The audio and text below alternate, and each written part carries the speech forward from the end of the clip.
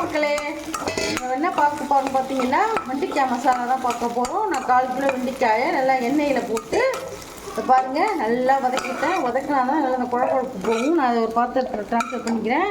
இந்த மாதிரி பெருசு பெருசாகவே அரிஞ்சிக்கோங்க. இப்போ அடுத்தது இப்போ பாருங்கள், நான் 2 டேபிள் ஸ்பூன் கடலெண்ணெய் ஊற்றிருக்கேன். 1 ஸ்பூன் கடுகு போட்டுக்கலாம், 1 ஸ்பூன் சீரகம் போட்டுக்கலாம். இப்போ பாருங்கள், ஒரு 4 வெந்தயம் போட்டுக்கலாம். ஒரு பெரிய வெங்காயம் அரிஞ்சு வச்சுருக்கேன், அதையும் போட்டுக்கலாம். எல்லாத்தையும் வதக்கிக்கலாம். வெண்ணெய் நல்லா சூடாக்கி போட்டிங்கன்னா சீக்கிரம் வதங்கிடும். இப்போது 1 ஸ்பூன் இஞ்சி பூண்டு பேஸ்ட் போட்டுக்கலாம்.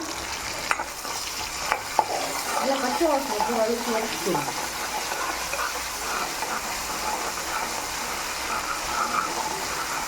நல்லா வாசனை வந்துடுச்சு. ஒரு கொத்து கருவேப்பிலை போட்டுக்கலாம். இப்போ நான் 3 பெரிய சைஸ் தக்காளி பேஸ்ட் அரைச்சி வச்சுருக்கேன், அதையும் ஊற்றிட்டு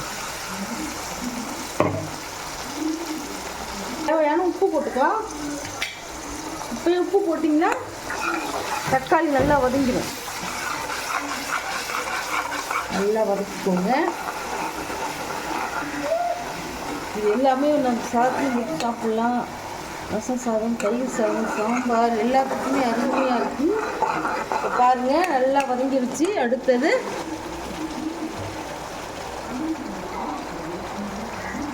கால் டீஸ்பூன் சில்லி பவுடர், 1 டீஸ்பூன் மல்லி பவுடர் வதக்கிக்கலாம்.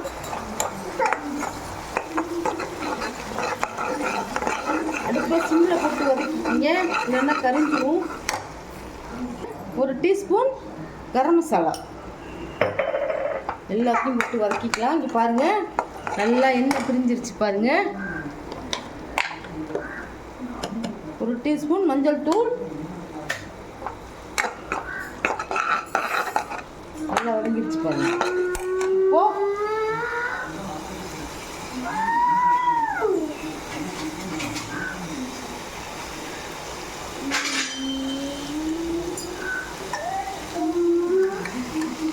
பாருங்கள், நல்லா கெட்டி தயிராக ஒரு 3 ஸ்பூன் போட்டுக்கலாம். இதையும் போட்டு நல்லா கலந்துக்கோங்க. தயிர் சேர்க்கும்போது இன்னும் டேஸ்ட்டு நல்லா அருமையாக இருக்கும், சுவையும் நல்லா கூடுதலாக இருக்கும். இப்போ பாருங்கள், நம்ம வதக்கி வச்ச வெண்டைக்காய் போட்டுடலாம்.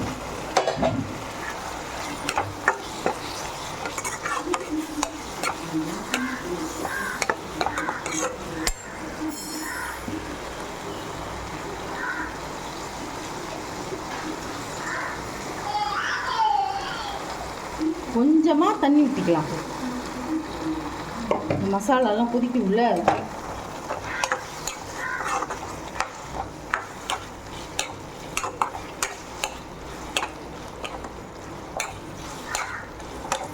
பாருங்கள் வெண்டைக்காய் மசாலா அருமையாக வந்துருச்சு.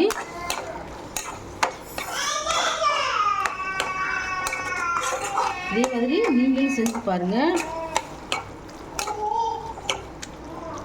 ஒரு 5 நிமிஷம் அடுப்பிலே கிடக்கட்டும், அடுத்தது பார்க்கலாம். பாருங்கள், இப்போ மசாலா ரெடி ஆகிடுச்சு. இப்போது 1 டீஸ்பூன் கடலை மாவு போட்டுக்கலாம். கடைசியாக இறக்கும்போது இந்த மாதிரி கடலை மாவு 1 டீஸ்பூன், 1/4 கிலோவுக்கு 1 டீஸ்பூன் போட்டிருக்கேன். நீங்கள் எவ்வளோ செய்கிறீங்களோ அது மாதிரி 1/2 கிலோனா 2 டீஸ்பூன் போட்டுக்கோங்க, ரொம்ப போடக்கூடாது. போட்டு நல்லா அந்த மாதிரி கலந்து வச்சுக்கோங்க எல்லாத்தையும் சேர்த்து.